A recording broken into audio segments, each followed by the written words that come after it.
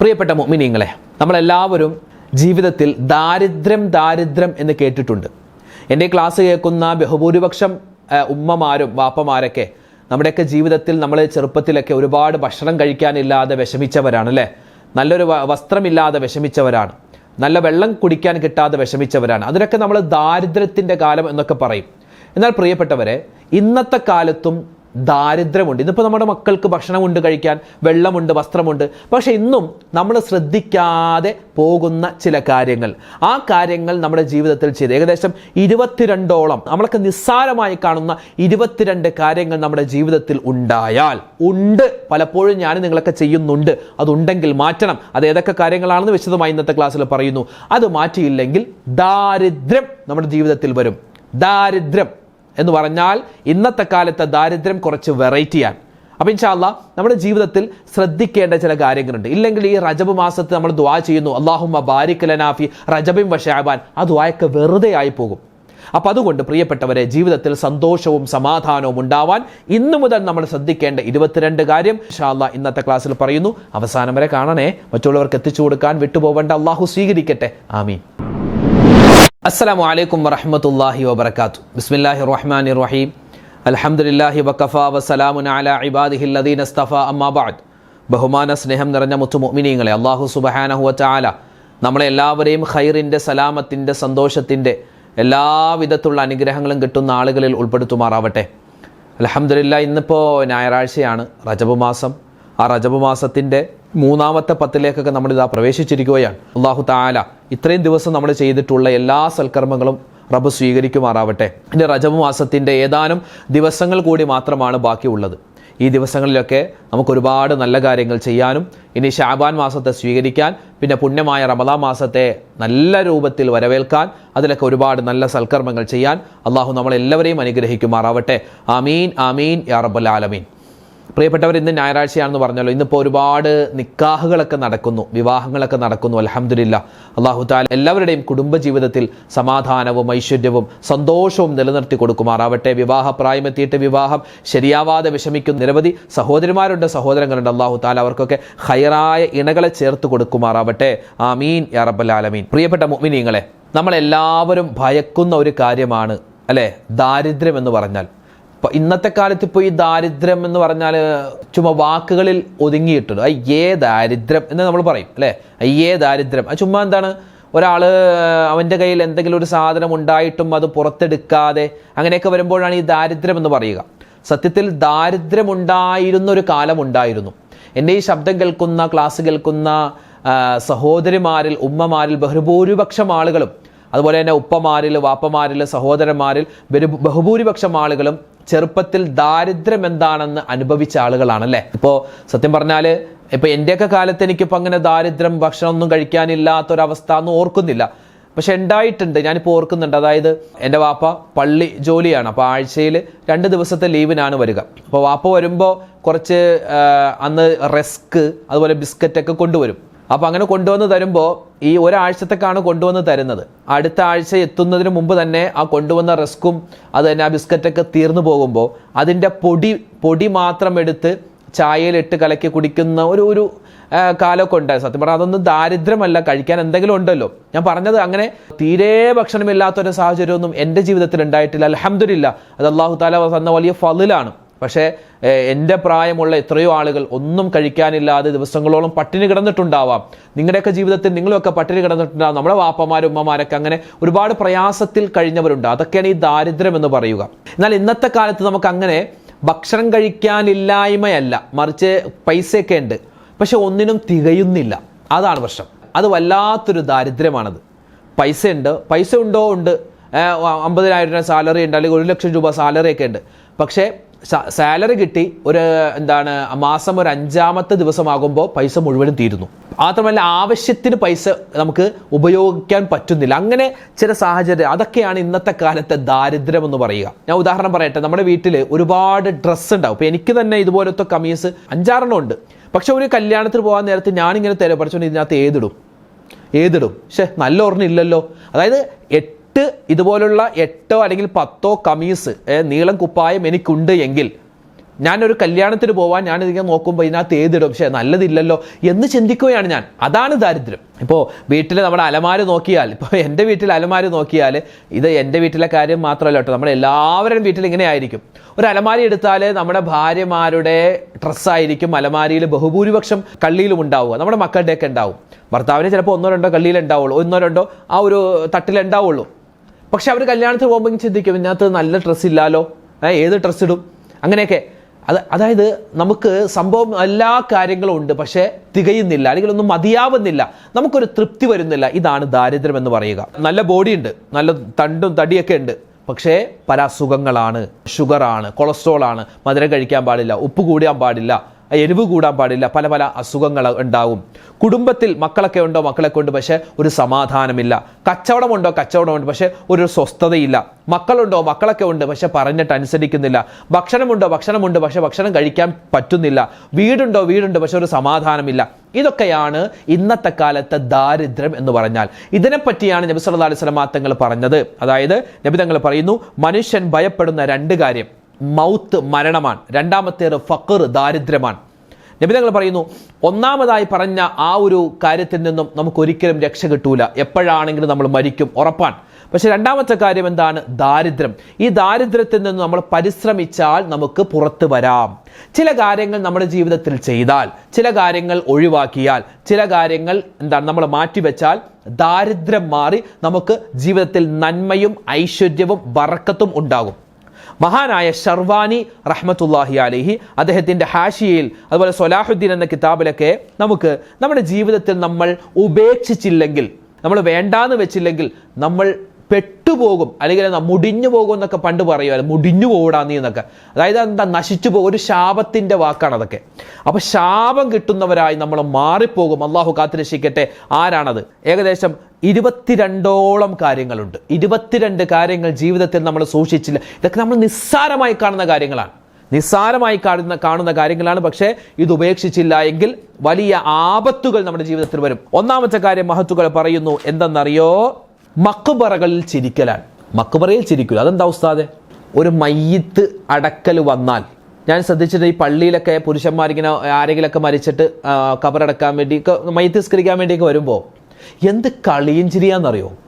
മയ്യത്ത് അവിടെ കിടക്കുന്നു, പക്ഷെ ഇവര് കുറെ നാളുകൾക്ക് മുമ്പ് കണ്ട 2 കൂട്ടുകാരന്മാരെ കാണുമ്പോൾ പിന്നെ മയ്യത്താണ് മരിച്ചെടുത്ത് വന്നതാണെന്നുള്ളൊരു ചിന്തയില്ല. പിന്നെ അങ്ങോട്ട് കെട്ടിപ്പിടിച്ചിട്ട് എന്തുണ്ടളിയാ വിശേഷം, നീ എവിടെയായിരുന്നടാ, കുറെ നാളായില്ലടാ കണ്ടിട്ട്. ഇത് തന്നെയായിരിക്കും മരിച്ച വീട്ടിൽ 2 പെണ്ണുങ്ങൾ കണ്ടാൽ. മരിച്ച ഉമ്മാടെ മയ്യത്ത് അവിടെ കിടക്കുന്നു. ഇതിപ്പോ പണ്ട് സ്കൂളിൽ പഠിച്ച ആ ഫ്രണ്ട്സിനെ ആപ്പ കണ്ടാൽ പിന്നെ അങ്ങോട്ട് മറക്കുന്നു, മരിച്ചു വിടാന്ന് ഓർമ്മയില്ല, എവിടെയായിരുന്നത്, നിനക്ക് നിന്റെ വിശേഷം, അങ്ങനെ ചോദിക്കും. അതായത് മരണപ്പെട്ട വീട്ടിൽ, അല്ലെങ്കിൽ മയ്യത്തിന്റെ മുമ്പിൽ, മയ്യത്തിന്റെ അടുക്കൽ വെച്ചിട്ട് ചിരിക്കുക. ഒരു ഗൗരവം കൊടുക്കുന്നില്ല, ഒരു ബഹുമാനം കൊടുക്കുന്നില്ല. മയ്യത്തിനെ കണ്ടാൽ എഴുന്നേക്കണമെന്നാണ്, ബഹുമാനിക്കണമെന്നാണ്, അത് ആരുടെ മയ്യത്താണെങ്കിലും. അപ്പോൾ അങ്ങനെ ചെയ്താൽ നമ്മുടെ ജീവിതത്തിൽ എന്തുവരും? ദാരിദ്ര്യം വന്നു ചേരും. അതുകൊണ്ട് മരിച്ച വീട്ടിൽ പോയിട്ട് കളിയും ചിരിയും തമാശയൊന്നും പറയാൻ നിൽക്കണ്ട. അവിടെ നമ്മൾ ഞാനും ഒക്കെ ഇങ്ങനെ മരിച്ചു കിടക്കേണ്ടവനാണല്ലോ പടച്ചോനെ എന്ന ചിന്തയായിരിക്കണം ഉണ്ടാവേണ്ടത്. രണ്ടാമത്തേത്, ഉറങ്ങുന്ന സമയത്ത് നമ്മളൊക്കെ ഒരു പക്ഷേ ചെയ്തു പോകുന്ന, ഈ പറയുന്ന ഞാൻ ഉൾപ്പെടെ പലപ്പോഴും ചെയ്യുന്നൊരു കാര്യമാണ് എന്ത്? കമിഴ്ന്ന് കിടക്കുക. മലന്നടിച്ച് കിടക്കുക എന്ന് പറയില്ല, കമിഴ്ന്ന് കിടക്കുന്നൊരു സ്വഭാവം. അത് നല്ലതല്ല. ഒന്നുകിൽ വലതുഭാഗത്തേക്ക്, അല്ലെങ്കിൽ ഇടതുഭാഗത്തേക്ക്, അല്ലെങ്കിൽ നമ്മളിങ്ങനെ നേരെ ഇങ്ങനെ കിടക്കുക. അതല്ലാതെ കമിഴ്ന്ന് കിടക്കുക, മൊത്തത്തിൽ നമ്മുടെ ഈ നെഞ്ചിന്റെ ഭാഗം താഴെ വരുന്ന രൂപത്തിൽ കിടക്കുക. സ്ഥിരമായി അങ്ങനെ കിടന്നാൽ 2 പ്രശ്നം. 1, പൈശാചിക ഉപദ്രവം ഉണ്ടാകും. 2, ഹാർട്ടിന് കേടാണ്, നമ്മുടെ ഹൃദയത്തിന് അത് കേടാണെന്നാണ് കേട്ടോ. അപ്പോൾ അത് ഉണ്ടാവരുത്. അങ്ങനെ ഉണ്ടായാൽ അല്ലാഹു തആല നമ്മളിൽ നിന്നും ബറക്കത്ത് എടുത്തു കളയും. അല്ലാഹു തആല കാത്തിരക്ഷിക്കട്ടെ. പിന്നെ മറ്റൊരു കാര്യമാണ് ഔലിയാക്കന്മാരെ നിസ്സാരമാക്കുക. ഇന്നിപ്പോൾ ഒരുപാടുണ്ട്, കേരളത്തിൽ അറിയപ്പെട്ട ഒരുപാട് മഹാന്മാരുണ്ട്, ഔലിയാക്കന്മാരുണ്ട്. അവരുടെയൊക്കെ പേര് പറഞ്ഞ് ചുമ്മാ കളിയാക്കുക, നിസ്സാരമാക്കുക. അതെന്താണ്? നമുക്ക് ദാരിദ്ര്യം വന്നു ചേരാൻ കാരണമാണ്. പിന്നെ മറ്റൊന്നാണ് തനിച്ച ടോയ്ലറ്റിൽ വുളു എടുക്കുക. അതായത് ഇപ്പോൾ നമ്മുടെയൊക്കെ വീടുകളിൽ ഒരു വലിയ റൂം പോലെ വലിയൊരു ബാത്റൂം, അതിൻ്റെ ഒരു സൈഡിൽ ക്ലോസറ്റ് ഉണ്ടാകും, പിന്നെ ഇപ്പുറത്ത് പൈപ്പ് ഉണ്ടാകും. അതായത് വിശാലമാണ്. അവിടെ നമുക്ക് ഇപ്പുറത്ത് ബാത്റൂമിൽ പോകാൻ, ടോയ്ലറ്റിൽ പോകാൻ, പിന്നെ അതൊരു പാർട്ടീഷൻ പോലെ വെച്ചിട്ടുണ്ട്. അപ്പുറത്ത് നമുക്ക് പല്ല് തേക്കാനും അതുപോലെ കുളിക്കാനും വുളു കൊടുക്കാനൊക്കെ ഉള്ള ഒരു സെപ്പറേറ്റ് ഒരു സ്ഥലം. അതാണെങ്കിൽ വലിയ വിഷയം വരുന്നില്ല. പക്ഷേ ഇത് തനിച്ച ക്ലോസറ്റ് മാത്രമേ ഉള്ളൂ. ആ ഒരു ടോയ്ലറ്റ് മാത്രമേ ഉള്ളൂ, അവിടെ നമ്മൾ എന്ത് ചെയ്യരുത്, വുദു എടുക്കരുത്. അങ്ങനെ സ്ഥിരമായിട്ട്, ഇനി വല്ലപ്പോഴും വുദു എടുത്തു എന്ന് വെച്ചപ്പോൾ പ്രശ്നമൊന്നുമില്ല, സ്ഥിരമായിട്ട് അങ്ങനെ വുദു എടുത്താൽ ദാരിദ്ര്യം വന്നു ചേരും. മറ്റൊരു കാര്യമാണ് പലിശ. ഇന്ന് ഉസ്താദെ ഇപ്പോൾ ലോൺ എടുക്കാതെ ഒരു കാര്യം നടക്കില്ല, അല്ലെങ്കിൽ പലിശക്ക് പൈസ എടുക്കാതെ ഒന്നും നടക്കില്ല എന്നൊക്കെ നമ്മളല്ല വിചാരിക്കുന്നത്. എത്രയോ ആളുകൾ എന്നറിയോ ലോൺ എടുക്കാതെ വീട് പണി പൂർത്തിയാക്കുന്നത്? അതായത് ഒരു തവക്കുൽ വേണം. ഇതിപ്പോൾ വീട് പണിയെന്ന് ഓർക്കുമ്പോൾ തന്നെ മനസ്സിൽ ഇൻഷാ അല്ലാ ഒരു 20 ലക്ഷം ഒരു 40 ലക്ഷം എന്താ ലോൺ എടുക്കാം. അപ്പോഴേ അങ്ങോട്ട് ലോൺ ലോൺ ലോൺ എന്ന് മനസ്സിൽ ഇങ്ങോട്ട് കരുതുക. അപ്പം തന്നെ പിശാച് എന്ത് ചെയ്യും, ആ നന്മയുടെ വഴി അങ്ങോട്ട് അടച്ചു കളയും. അതുകൊണ്ട് ഇൻഷാ അല്ലാ എൻ്റെ ജീവിതത്തിൽ ലോൺ ഇനി എടുക്കൂല. എടുത്തു പോയവരുണ്ടെങ്കിൽ, അങ്ങനെ പെട്ടുപോയ ആൾക്കാരുണ്ട്, പലിശ അടക്കാൻ പറ്റാതെ വിഷമിക്കുന്ന ആളുകളുണ്ട്. അല്ലാഹു തആല എല്ലാവർക്കും സലാമത്ത് കൊടുക്കട്ടെ. അതുകൊണ്ട് അതിലേക്കെങ്ങാനും നമ്മൾ പോയാൽ പിന്നെ നമ്മുടെ ബർക്കത്ത് അല്ലാഹു തആല എടുത്തു കളയും. മറ്റൊരു കാര്യമാണ് തെമ്മാടികളെ ഇഷ്ടപ്പെടുക. നല്ല ആൾക്കാരെ വെറുക്കുക, മോശപ്പെട്ട ആൾക്കാരെയൊക്കെ മാനസികമായിട്ട് അവരോടൊരു ഇഷ്ടം, അത് വേണ്ട. പിന്നെയോ മറ്റൊന്ന്, പള്ളിയിൽ കടക്കുമ്പോൾ ഇടതുകാല് കൊണ്ട് കടക്കുക. പുരുഷന്മാരെ ശ്രദ്ധിക്കണേ, ഇടതുകാല് കൊണ്ട് പള്ളിയിലേക്ക് പ്രവേശിക്കരുത്. അതുപോലെ തന്നെ ബാത്റൂമിൽ കയറുമ്പോൾ വലതുകാല് കൊണ്ട് പ്രവേശിക്കരുത്. ബാത്റൂമിൽ കയറുമ്പോൾ ഇടതുകാലും പള്ളിയിൽ കയറുമ്പോൾ വലതുകാലുമാണ് വെക്കേണ്ടത്. പിന്നെയോ മറ്റൊരു കാര്യമാണ് ഈ നഖം കടിക്കുക. ഇങ്ങനെ നഖം കടിക്കുക, അതെന്താണ്, കൊള്ളൂല. ആ സ്വഭാവം കൊള്ളൂല. കാരണം ഒന്ന്, അങ്ങനെ കടിച്ചാൽ കയ്യിൽ ബാഡ് സ്മെല്ലുണ്ടാകും. രണ്ടാമത്തേത്, ഈ നഖത്തിൻ്റെ താഴെയുള്ള ഈ ചെളി അഴുക്കൊക്കെ നമ്മുടെ വായിൽ വന്ന് അതിങ്ങനെ മിഴുങ്ങും. നമ്മുടെ ഈ നഖത്തിൻ്റെ അടിയിലുള്ള ഈ അഴുക്ക് ഇങ്ങനെ എടുത്തിട്ട് മൈക്രോസ്കോപ്പിലൂടെ നോക്കിയാൽ എത്ര തരത്തിലുള്ള അണുക്കൾ ഉണ്ടാവും എന്നറിയോ. അതുകൊണ്ട് നല്ലവണ്ണം കൈയൊക്കെ കഴുകിയിട്ട് വേണം ഭക്ഷണം കഴിക്കാൻ. കൈ ഒരിക്കലും കടിക്കരുത് കേട്ടോ. മറ്റൊരു കാര്യമാണ് ഭക്ഷണത്തെ നിസ്സാരமாக എന്തൊട്ട് ചോറ് വെന്തിട്ടില്ല, എന്ത് കറിയായത്, അങ്ങനെ പറയരുത്. ഭക്ഷണത്തെ കുറ്റം പറയരുത്. പിന്നെ അതുപോലെ ആ ഭക്ഷണമല്ല അതുപോലത്തെ ഒരു ഭക്ഷണം കഴിക്കാനുള്ള അവസരം അല്ലാഹു തആല ചിലപ്പോൾ തന്നോളണമെന്നില്ല. അതുകൊണ്ട് ആ പണിക്ക് നിൽക്കരുത്. മറ്റൊരു കാര്യമാണ് ഇടത് കൈ കൊണ്ട് ഭക്ഷണം കഴിക്കരുത്. ഇതിപ്പോൾ അങ്ങനെയാണല്ലോ. അതായത് ഇടത് കൈ കൊണ്ട് ഉസ്താദ് ഞങ്ങൾ വലത് കൈ കൊണ്ട് കഴിക്കണം, അല്ല. ഇന്നിപ്പോൾ നമ്മുടെ മക്കളൊക്കെ ഇടത് കൈ കൊണ്ട് ഭക്ഷണം കഴിക്കുന്ന ഒരു അവസ്ഥയിലേക്ക് വന്നു. അതായത് ഇന്നിപ്പോൾ സ്പൂണും കോർക്കും അല്ലേ, ഒരു 3 കമ്പ് പോലത്തെ സാധനമുണ്ട്, അതിങ്ങനെ കുത്തിയിട്ട് ഇത് വെച്ച് അറുത്തിട്ട് ഇങ്ങനെ കഴിക്കണം വല്ല സ്റ്റൈലായിട്ട്. ദാരിദ്ര്യമുണ്ടാകും. ആ കഴിക്കുന്നതേ ഭക്ഷണമല്ല, വിഷമായിട്ട് ഉള്ളിലേക്ക് ചെല്ലും. പിന്നെ അസുഖങ്ങൾ ഉണ്ടാകും. അതുകൊണ്ട് വലത് കൈ കൊണ്ട് കഴിക്കും. അതിപ്പോൾ സ്പൂണിൽ കഴിച്ചാലും വലത് കൈ കൊണ്ട് കഴിക്കും.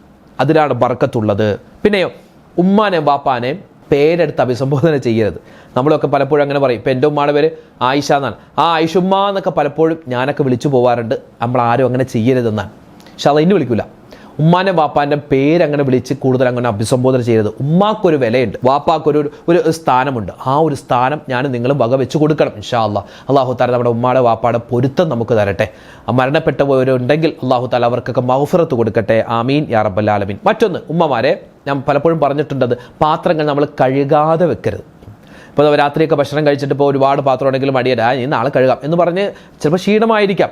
സ്ഥിരമായിട്ട് അങ്ങനെ ചെയ്തു, വല്ലപ്പോഴും ചെയ്തു എന്ന് വെച്ച് പ്രശ്നം വരുന്നില്ല. സ്ഥിരമായിട്ട് അങ്ങനെ ചെയ്താൽ ഒന്ന്, ആ പാത്രത്തിൽ ഒരുപാട് രോഗാണുക്കൾ ഉണ്ടാവാൻ സാധ്യതയുണ്ട്. രണ്ടാമത്തേത് അതൊരു ബറക്കത്തില്ലായ്മയാണ്.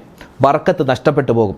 ഇനി അഥവാ പാത്രം കഴുകാൻ ഒരു ബുദ്ധിമുട്ടാണെങ്കിൽ ഒരു വെള്ളമെങ്കിലും ഒന്ന് ഒഴിച്ച് ഇടുക. ആ ഭക്ഷണം അങ്ങനെ പറ്റിപ്പിടിച്ചിരിക്കുന്ന അവസ്ഥ വരുത്തരുത് കേട്ടോ. മറ്റൊന്നാണ്, നമ്മൾ താമസിക്കുന്ന റൂമാവട്ടെ അല്ലെങ്കിൽ നമ്മുടെ വീടാവട്ടെ, അവിടുത്തെ ഈ മാറാലകളൊക്കെ അവിടെ തന്നെ ഇങ്ങനെ വെക്കുന്ന ഒരു അവസ്ഥ അതുണ്ടാവാൻ പാടില്ല. മറ്റൊന്ന്, നമ്മുടെ ശരീരത്തിൽ ധരിച്ചുകൊണ്ട് വസ്ത്രം തുന്നരുത്. ഇപ്പോൾ ഞാൻ ഈ വസ്ത്രം ധരിച്ചു, അപ്പോഴാണ് ഒരു ബട്ടൺസ് ഇല്ല എന്ന് പറഞ്ഞാൽ ഞാൻ അവിടെ തന്നെ വെച്ചിട്ട് ഇങ്ങനെ തുന്നരുത്. അത് വസ്ത്രം ഊരിയിട്ട് വേണം തുന്നാൻ. മറ്റൊന്നാണ്, നമ്മുടെ ഉസ്താദുമാരുടെ മുന്നിലൂടെ ഒരു അഹങ്കാരത്തിൻ്റെ ഇതൊക്കെ പണ്ട് എന്നെ പഠിപ്പിച്ചു എന്ന് വെച്ചാൽ ഞാനിപ്പോൾ എന്ത് ചെയ്യാനാണ്, ഞാനിപ്പോൾ വല്ല ആളായി എന്ന് പറഞ്ഞ് ഉസ്താദുമാരെ നിസ്സാരമാക്കുക. ദാരിദ്ര്യം വന്നു ചേരും. പിന്നെ രാത്രി അനാവശ്യമായി ചില ആൾക്കാരുണ്ട്, രാത്രിയാകുമ്പോൾ പതിയെ ചൂലൊക്കെ ആയിട്ട് ഇറങ്ങും. ചില പെണ്ണുങ്ങൾ അങ്ങനെയാണ് അടിച്ചു വരാൻ. ഒരിക്കലും അങ്ങനെ രാത്രി ചെയ്യരുത്, പകലാണ് ചെയ്യേണ്ടത്. രാത്രി അവിടെ കിടന്നോട്ടെ, നിങ്ങൾക്ക് പകൽ ചെയ്യാൻ പറ്റിയാൽ അതാണ് ഏറ്റവും ഹൈർ. നമ്മൾ ഭക്ഷണം കഴിക്കുന്ന സമയത്ത് എന്തെങ്കിലുമൊക്കെ വീണുപോയാൽ ആ വീണുപോയ ഭക്ഷണം എടുത്ത് കഴിക്കണം. ഇല്ലെങ്കിൽ അത് നിസ്സാരമാക്കി കളഞ്ഞാൽ ദാരിദ്ര്യമുണ്ടാകും. പിന്നെ മറ്റൊന്നാണ്, പൂർണ്ണമായിട്ട് നഗ്നനായിട്ട് സ്ഥിരമായി കുളിക്കുക. ദാരിദ്ര്യമുണ്ടാക്കും. നമ്മൾ തോർത്തൊക്കെ കൊടുത്തിട്ടേ കുളിക്കാൻ പാടുള്ളൂ. അപ്പോൾ ഈ പറഞ്ഞ കാര്യങ്ങളൊക്കെ ഒന്ന് ശ്രദ്ധിക്കുക. ഇതൊക്കെ നമ്മൾ പലപ്പോഴും ശ്രദ്ധിക്കുന്നതാണ്. എന്നാൽ ബഹുഭൂരിപക്ഷം ആളുകളും ഇതിൽ പറയപ്പെട്ട ബഹുഭൂരിപക്ഷം കാര്യങ്ങളും ശ്രദ്ധിക്കാറില്ല. അതുകൊണ്ട് ശ്രദ്ധിക്കണം. ശ്രദ്ധിച്ചില്ലെങ്കിൽ അബദ്ധങ്ങൾ, ജീവിതത്തിൽ വലിയ പ്രതിസന്ധികൾ നമ്മൾ വന്നു ചേരും. അള്ളാഹു കാത്തുരക്ഷിക്കട്ടെ. ആമീൻ ആമീൻ ആമീൻ യാ റബ്ബൽ ആലമീൻ. ഇൻഷാ അല്ലാഹ് ഒരുപാട് പേര് ദ്വാരക്കാൻ പറഞ്ഞിട്ടുണ്ട്. എല്ലാവർക്കും വേണ്ടി മൊത്തത്തിൽ എപ്പോഴും നമ്മൾ ദുആ ചെയ്യുന്നുണ്ട്. അല്ലാഹു സുബ്ഹാനഹു തആല എല്ലാവരുടെയും പ്രശ്നങ്ങൾ, പ്രയാസങ്ങൾ, സങ്കടങ്ങൾ, ദുരിതങ്ങളൊക്കെ മാറ്റിക്കൊടുക്കട്ടെ. എല്ലാവരുടെയും ഹലാലായ മുറാദുകൾ ഹാസിലാക്കി കൊടുക്കട്ടെ. വിഷമ പ്രയാസങ്ങൾ മാറ്റിത്തരട്ടെ. പരിശുദ്ധമായ റജബ് മാസം, ആ റജബ് മാസം അല്ലാഹു തആല ബറക്കത്തിന്റെ മാസമാക്കി തരട്ടെ. എല്ലാവിധത്തിലുള്ള അപകടങ്ങളെ തൊട്ടുള്ള കാവലും തരട്ടെ. ആമീൻ ആമീൻ യാ റബ്ബൽ ആലമീൻ. ഇൻഷാ അല്ലാഹ് നാളെ നമുക്ക് മറ്റൊരു വീഡിയോ ആയിട്ട് കാണാം. അതുവരേക്കും അസ്സലാമു അലൈക്കും വറഹ്മത്തുള്ളാഹി തആല വബറകാതുഹു.